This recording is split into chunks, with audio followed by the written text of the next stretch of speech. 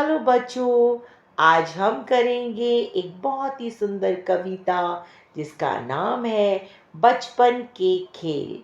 तो चलिए शुरू करते हैं। चलो खेलें फिर से गिल्ली डंडा, कंचे लुक्का छिपी, धूम धड़क्का, कूदें उछलें दौड़ लगाएं, खुली हवा में हंसी उड़ाएं।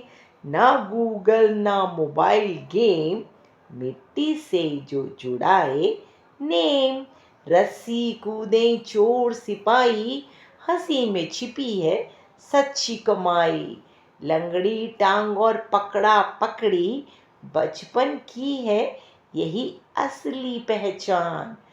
चढ़े पेड़ों पर भागे नंगे पांव, वो खेल नहीं थे जादू के गांव।